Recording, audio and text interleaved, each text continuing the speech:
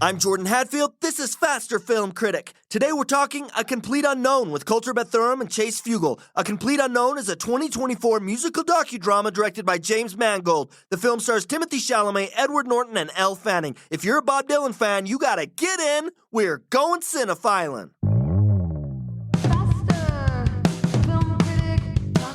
Chase, Kolter, how you guys doing? Good, man. How are you great. guys? Good. Doing really good. Hey, you guys Bob Dylan fans? Do I own a pair of pants? What? Are you a Bob Dylan fan? I think Bob Dylan's kind of one of those artists, like, you either love him or he's just kind of there. I was in the he's just kind of there camp, and honestly, until I saw this. I think there's a big friggin' difference between listening to music and watching somebody play music. I am now, more than I ever was. I was kind of in the same boat. He was always there. But after seeing this movie, I was like, wow, there's actually a lot of music for me, like here. Yeah. I was surprised. And seeing it on screen, it kind of brings it to life. You have a visual representation of this song, and it makes it resonate a lot more. Yeah, I think before we dive into A Complete Unknown, I think it's important to establish where we fall with Bob Dylan going in, because I think that definitely has an impact on how you perceive the film. Yeah. I'm not the biggest Bob Dylan fan. I mean, there are some Bob Dylan songs out there that I love, and I have mad respect for the dude. I mean, he's an incredible musician that touched a lot of lives, generations. Yeah. The waves of his music influence are still rippling through society today. Yeah. So, ton of respect for the dude. But he's just a little before my time. You know, I wasn't a big fan. If he comes on, I'm like, yeah, I know this song. This song's cool, sing along, but I'm never going to go put it on in my car, you know, or when I'm going for a walk. I'm never going to intentionally put it on. There's something about that kind of folky approach, you know. I don't know. And I never really gravitated towards his lyrics. He was like the pioneer of mumblecore before that was even a thing, I think. But, you know, you get to learn a little bit about him, how he speaks. And, you know, I couldn't help but, after watching Timothy Chalamet's performance in this, going back and checking out some of Bob Dylan's interviews and things like that, just to see how well he kind of captured his energy and his cadence of speech and presentation. And it all just kind of made quite a bit more sense. Yeah, man, I found myself really, really enjoying this film. I was quite impressed, actually. So is it safe to assume that neither of you are Rainbow Quest fans? Since I don't know what the hell that is, probably yeah, what not. is that? Pete Seeger's television show in the movie. Oh, okay. Oh, I'm definitely You know how a Pete fan. Seeger's got the television show, man? All right, okay. Rainbow Quest. You guys aren't Rainbow Quest fans? No, but which of you guys knew going into this that this was a James Mangold film? I had no idea. I didn't either. I did, but I'm a nerd, man. I look up that kind of stuff before every film. Sure, okay. Yeah, I'm kind of, So I I try did to know go it was- in as blind as I can. Yeah. I don't look up anything about the film. That's exactly what I did for this one. And usually I don't. I either know what's coming out just because I'm interested in filmmaking in general, or I don't. This is one of the few movies I kind of walked into, hadn't seen a lot of marketing for it, didn't know who directed it, knew who starred in it, which was enough of a draw. James Mangold, man, I think when he's left to his own device and he's not making a steaming nugget of poop that is the fifth Indiana Jones movie, when he's left to his own talent, he does extremely well. And I think this film is definitely an example of some of his better, if not best, work. Yeah, Dial of Destiny was pretty bad, I think. But Ford v. Ferrari I thought was great. Sure. Yeah, stuff like that. I never saw Logan. But I've heard that it's really good. It is damn Yeah, I've good. heard it's really, really good. It is. It's one I need to watch just for the sake of watching. But Yeah. 310 to Yuma. I mean, come on. Sure. Oh, An amazing film. Yeah. And then more in this musical vein, Walk the Line. And the biggest surprise to me was not that James Mangold directed A Complete Unknown. It's that he also directed Walk the Line. I mean, these two films are so interconnected in so many ways. It makes perfect sense that he's the one directing this film. Right. Dude, everybody in this movie was just a ton of fun. Performances from everybody. I mean, I was particularly blown away by Monica Barbaro as Joan Baez, and then Edward Norton was great as Pete Seeger, and dude, of course, Timothy Chalamet, man, like, he just disappeared in that role. Yeah. I don't think he's had to play a character that's this complex before, and I was actually really impressed. So I'm going to admit, I'm not the biggest Timothy Chalamet fan. Okay. I liked him in Bones and all. Okay. Just about everything else he's done, including the two Dune movies, I've just been really underwhelmed by him. Okay. And so Really? he's not a draw for me. Yeah, I'm just not a big fan. Huh. This film completely blew me away as far as his performance. Oh, yeah. When I you was say shocked. that he disappeared into his character, he became Bob Dylan. Oh, yeah. And it's also so important to understand all of his singing and playing was recorded live. That is him. Yeah. When we're watching Yep. the film, Yeah. we are listening to his voice. Yeah. We are watching him play the guitar. Same thing with Edward Norton Yep. and Monica Barbaro, who plays Joan Baez, Yeah. and Boyd Holbrook. They are all singing their own parts live. Yeah. I mean, absolutely incredible that he was able to not only become Bob Dylan in appearance, but also in voice. And Yes. absolutely incredible. So I walked out of the film with a whole new level of respect Yeah. for Timothée Chalamet. Right. I think he's naturally got that, I don't really give a shit kind of face, too. Yeah, he which does. really kind of lends itself well to kind of Bob Dylan's approach to, he was essentially, I think both in real life and in this movie, kind of the human embodiment of a changing world and changing events that are going on around him. And I think it was perfect casting. I remember a year and a half ago when the pictures were leaked of Timothée Chalamet on set, and I did not like it. I just couldn't imagine him as Bob Dylan, as like this humble folk guy from the 60s. It just didn't make sense to me, but I was blown away. Yeah. Not only do I believe this is Timothée Chalamet's best performance by a long shot, Agreed. but he also says the same. He says out of every performance he's ever submitted, this is the one he is most proud of. And by the way, he spent about 5 years working on this role. Yeah. It was a long time. Wow. And that wasn't intentional. The film was supposed to go into production in 2020, Yeah. and then it got shut down due to COVID. And then it was scheduled for 2023, and then it got shut down because of the strike, the actors' strike. Wow. So there was a period of time where he's slaving away trying to become Bob Dylan, working on his singing, working on his guitar, not even sure if he's going to play the role, not even sure if this film's going to come about. Yeah. And he shot 2 Dune movies in between the time it was supposed to come out and by the time it was really shot. Yeah. And here it is. Absolutely amazing, for sure. Yeah. I was so surprised to see. I mean, sometimes with these movies, they'll do really close-up shots of the actors as they sing Yeah. and play guitar, so they don't have to move their fingers to the chords. Yeah. But he was playing all of those chords, Yep. all the strumming patterns. It just adds a whole new layer of depth. I get the sense you guys really like this film. There was a Yeah, lot man. I did like about this film. Yeah. It ended up being one of my favorites of 2024, easily. Really? Yeah, man. So you Yeah. really, really like the film. I did. I was Tell just, me more, Kolter. Tell yeah, me man. more. So I was just really, really surprised. You can listen to a song on headphones in your house, in your car, whatever. It is not the same as watching someone manipulate an instrument. So the time, the care, the dedication that goes into a performance means an enormous amount to me as an audience goer. On top of that, they let these songs, many of them, play out from beginning to ending in the film. A lot of times in movies like this, with biopics, especially music ones, you see it becomes part of this like rapidly edited montage, and you don't get a chance to appreciate the song for what it is. And it's not just the fact that he's playing it by himself. You see that there's emotion and meaning behind the lyrics and how he delivers it. You know, in particular, when he's got this kind of dynamic between him and Joan, when they're kind of playing these duets on stage, and you see both when they're kind of feuding and fighting, and also when there's this connection and they have this palpable chemistry between the two of them. And it just lends itself so well to me. So I'm naturally kind of drawn to good music, interesting music. And more than that, watching people play music. I've always had a deep appreciation for it. The movie is it's well conceived. It's pretty finite. It really only covers from like 61 to 65. So 4 years of Bob Dylan's career because he kind of transitions from this phase of playing folk music to wanting to play the electric guitar in a band with band members and a different kind of sound.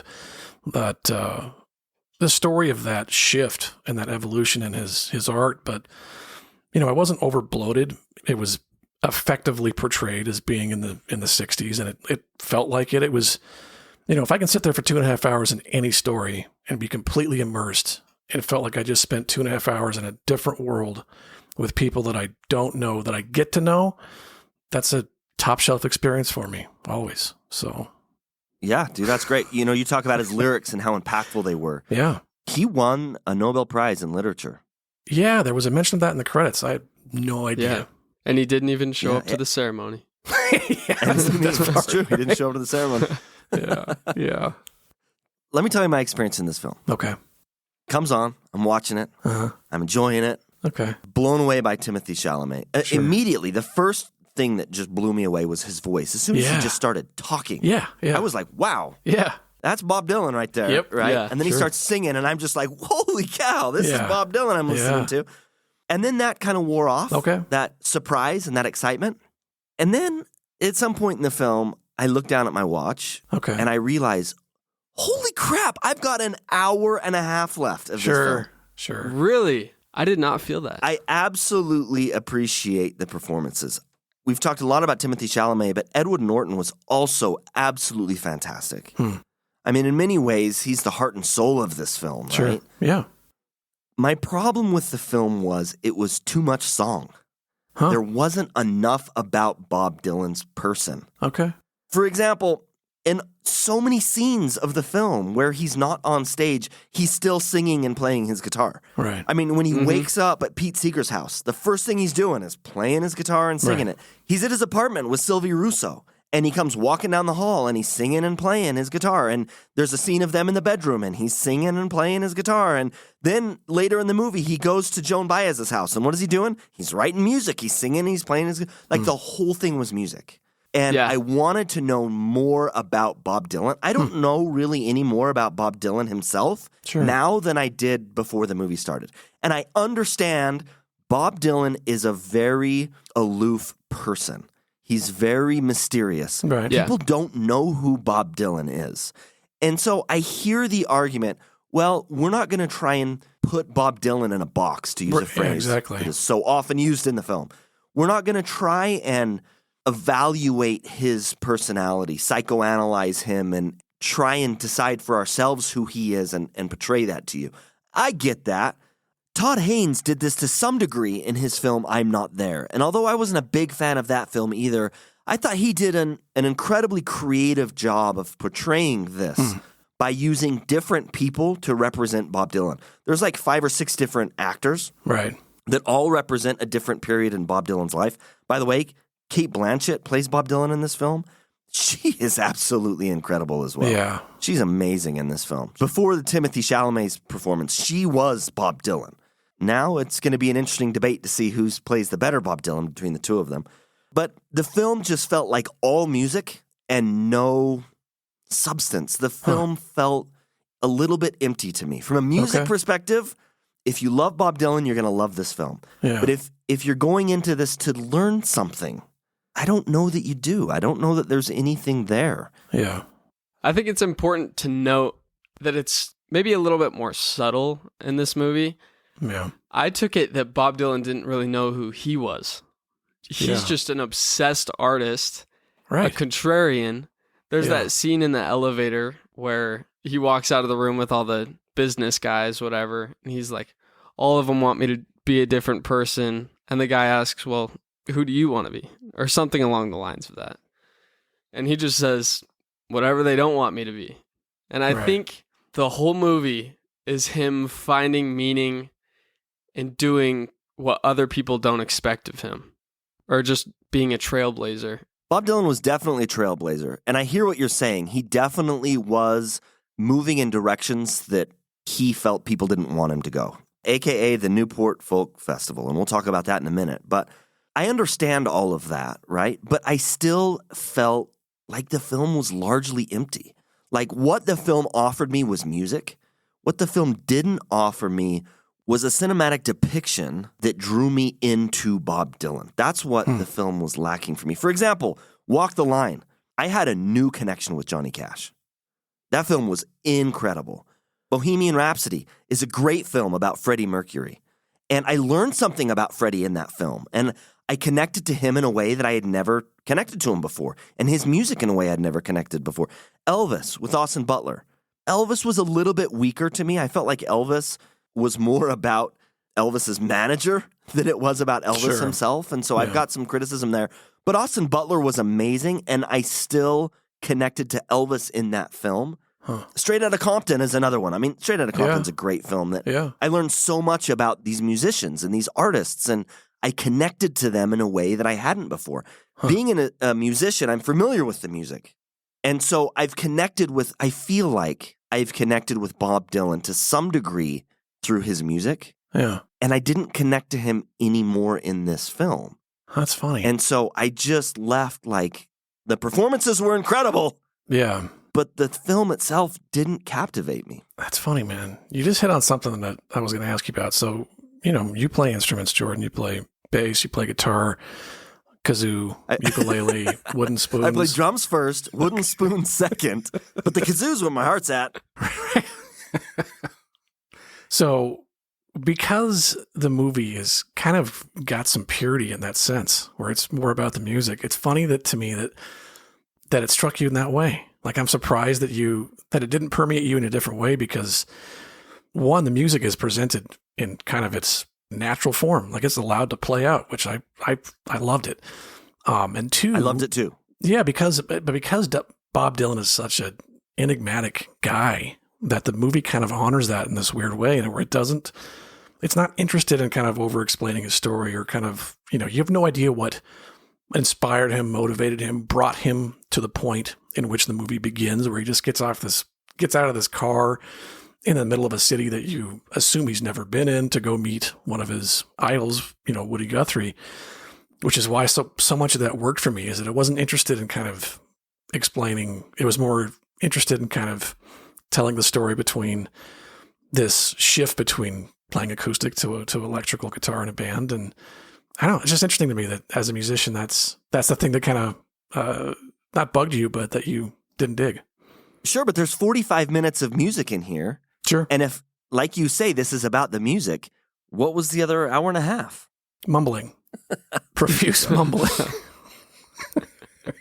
Yeah, if it's only about the music, then just give me a recreation of a concert, and I can connect with it that way.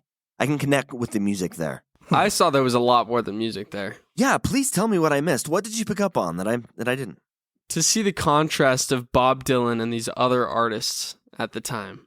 Yeah. I had a lot of fun with that. But there's also some things I didn't like so much about the way that the movie portrayed it, actually. Even though I found it very entertaining, I think it kind of created this polarizing difference between Bob Dylan and his want to push the industry, or maybe just to defy other people's expectations, and how much they contrasted that with balance. Pete Seeger is trying to push balance in Bob Dylan's life. He sees his girlfriend running away after his show. He can see the personal toll that it's taking on him. But I wish it would have given Pete Seeger the voice that he deserved. The time that he got to really express his point at the end was when it was at that show. And it was, you play your old music or your new music. And it seemed like Pete Seeger was trying to keep him in this box of his old music, trying to convince him. Agree. I had a different interpretation here. If you let me jump in. Okay. I didn't see Pete Seeger as trying to keep Bob Dylan in the past, but Pete Seeger is a folk musician. Right. And folk music is steeped in tradition. Yeah. Yeah. And folk music is about passing this music on in person. And Pete Seeger started this festival, the Newport Folk Festival, with the intention of keeping folk music alive. Right. And because Bob Dylan started out as a folk musician, I don't know that he would call himself that. I don't think he ever did call himself that. But many in this genre of music look to him as a folk musician. Pete wanted him to come and play his more folk music and not his newer music. Pete Seeger even says in the film, you can play your new music every other time. Like, I'm just asking for you to play some of your folk music at my folk festival. And by the way, as we're talking about it, I'm reminded there is one thing that really jumped out at me in this scene. I thought, wow, Bob Dylan was truly an a**hole. Like, self-admittedly. Yeah. He's going to a folk festival. The name of the festival is Newport Folk Festival. Right. The audience is there to see folk music. Yeah. Why is he insisting on playing something that they're not there to see? Right. To me, it's like, dude, I get that you're burned out on your old music, but guess what? It's that old music that made you who you are today. Right. As a musician, I remember practicing the same songs over and over and over until my passion for these songs left to some degree. Yeah. But I continued to practice them because that's the job. And when I show up at the gig, I got to play these songs because that's what the audience wants to hear. Right. That's why they're paying to see me. Yeah. And I kind of feel like Bob Dylan, dude, play some folk songs and then get out. Right. And go play. You know what I mean? Yeah. On top of the fact that Pete Seeger is one of your best friends and he's asking a favor here. I mean, this is so important to Pete. Dude, he's your friend. So I didn't see Bob Seger as the villain here. I saw him trying to keep alive a type of music that was dying. And he saw Bob Dylan as an avenue. Like he says in the film, you're the shovel. We've all got spoons. You're the shovel. You have the ability to breathe new life into this genre of music, a genre of music that you started in. At least pay respect to that. And Bob Dylan gave him the bird. Yeah. And pulled out his electric guitar. And by the way, he played Like a Rolling Stone, which is one of his all-time best songs, if not the best. But this song was only released 5 days before. The people at this festival didn't know this song. That's not what they were there for. They didn't know it. So he really got booed in real life. People were really throwing stuff at him, and he walked off stage, and I'm like, dude, why do you have to be such a dick? Yeah. But this is an accurate portrayal of Bob Dylan. I mean, this doesn't reflect poorly on the movie in any way. Yeah, I didn't see it painting Pete Seeger as the villain. Not at all. Yeah, same. But I didn't like how much it romanticized the idea of this obsessed artist whose whole identity is just doing what people don't expect of him. That's funny, man. I mean, with every movie like this, there's always these creative liberties that are taken, spice up the plot or whatever. And you always kind of wonder, at least I do, like, how much of this is really what happened? It's never going to be really what happened, but how much of this is actually embellished on to make it more interesting? And I think both of you guys are right in terms of some of those character motivations. Seeger, pretty much from the beginning, is kind of portrayed as a kind, accepting, generous, supportive dude. And dude, he was a super good dude in real life, by the way. Yeah, I could see that. Like, I think he was just trying to he was always pushing away money, pushing away fame. Yeah. He had a passion for the music and a passion for the people. Yeah. He was a super good dude in real life. Yeah, and he seemed to really take a lot of joy out of performing for people. And, I think he was just trying to protect the integrity of what this festival was. But kind of odd. It ended up being kind of maybe a lazy conduit to portray Dylan's kind of struggle with, as I'm sure as many budding artists kind of start to achieve fame and infamy and fortune, it does something to your psyche. There's no way it doesn't affect your psychology to some degree where you start kind of repulsing the thing that initially you thought you wanted, whether that was appreciation or adoration or whatever. And then it becomes this thing where you're all of a sudden you're pushing back against it, going, no, I want to do my own thing. And, the movie doesn't spend a whole lot of time on Dylan's motivations or his mindset because it's purposely depicted as a mystery. So, I could see kind of both points there. And it wasn't enough to detract from my enjoyment of the movie. Yeah. I still had a great time in this film. There were a lot of standout moments for me. Yeah, same. So what was your favorite part of this film? Pete's show, this kind of family show where he's plucking away at the banjo and he's got this guest, Jesse, who's a blues artist. Then he sits down and Jesse's already got a bottle of booze in front of him, and you see Pete kind of squirm a little bit when Jesse takes a swig of this bottle and tries to get Pete to do the same, and he starts playing some blues music. And Jesse's on this show kind of in place of Bob Dylan, who was supposed to be there. Bob shows up late. Understandably, he's like, no, I don't want to come in and interrupt this. And he's sensitive to that. And Jesse calls him over anyway. And Bob sits down, and Jesse and Bob start having this banter about playing music. And Jesse gives him his guitar, and Bob starts playing some blues himself. Jesse jumps in. Pete grabs his banjo and jumps in. And it's this wonderful little moment for me that, like, music, jamming in particular, you take three guys, three gals, whomever, that have never played music with one another and sit down and start creating something out of nothing. And there's something about that, man. It's like it becomes its own language. And it's just one of the most cool organic things I think on the face of this planet when three people can get together and just create something out of nowhere. Hasn't been written, probably won't ever be recreated. And it was just a really cool moment that kind of portrayed Dylan's, maybe some of his motivations and his inspirations and his just enjoyment of that kind of creative outlet and how it can kind of make, corny as it sounds, man, like how it can connect people that had no connection prior to that. It was just really cool. I just really dug it. And I love blues on top of that. So for me, that was it for me. Amen. And you're right, dude. Music can connect people almost more than anything else. Yeah. I mean, it is magical in that way. And again, as a musician, there's times I've sat with someone and played music with someone that I'd barely known.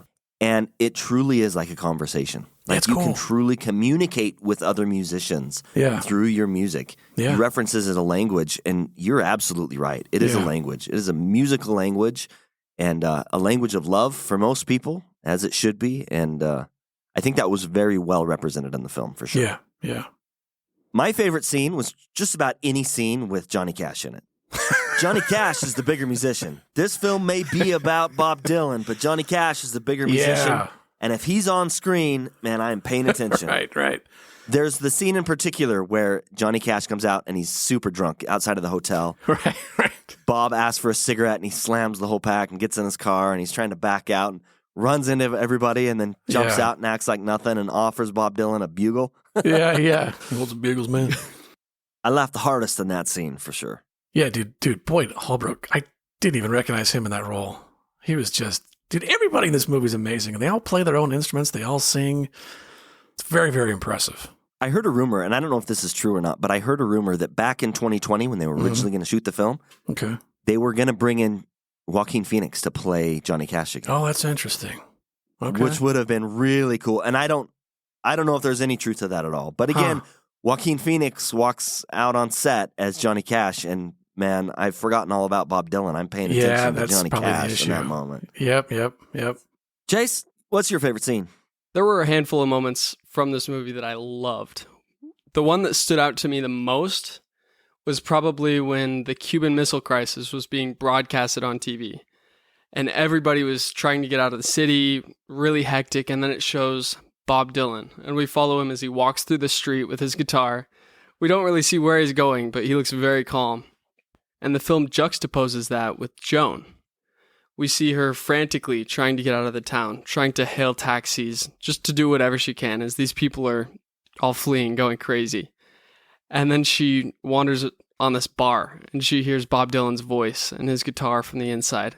And she walks in and it's like this safe haven of music. Yeah. And it's completely calm. You would never even guess what's going on outside. But everything that's not said in that scene makes it so powerful. Yeah. That's the one that stood out to me the most. Good choice, man. That is a great scene. But enough talk, gentlemen. Let's rate it. Let's do it. This was definitely not a perfect movie for me, but there was a lot that I liked about it. The performances were great, the music was outstanding, and it was overall pretty entertaining. I'm going to give this film 3.5 stars. I'm going big with this one. I was very pleasantly surprised. It's rare that I walk into a movie and don't know a whole lot about it. The talent involved, the dedication in kind of developing characters, and the musicality of those characters is something that I have a tremendous amount of appreciation for. Man, when I could sit through a movie with a smile on my face and enjoy the moments of humor, enjoy the moments of passion, and really get lost in the story and the characters, I'm always impressed by that. So, dude, I'm giving this movie a 5, man. I know that's a lot. It's not a perfect movie, which is maybe not a fair score to give it, but I'm big on the way a movie makes you feel. And I loved the way this movie made me feel. And for that, it gets a 5 from me. Dude, that's awesome. I'm glad you guys love this film, Kolter. I love this film made you feel good, buddy. Thanks. That's what it's about. It didn't make me feel so good. I'm coming in at 2.5. I thought, again, the performances were fantastic. The highlight of the film. Yeah. But there was just a void there that was never filled for me. 2.5 is where I come in. But ignore me based on Chase and Kolter's recommendation. Go check this film out and let us know what you think. If you enjoyed A Complete Unknown, I would definitely recommend the 2013 Coen Brothers film, Inside Llewyn Davis. It centers on a struggling folk musician in New York as he tries to make a name for himself. and has a very similar tone to the first half of A Complete Unknown.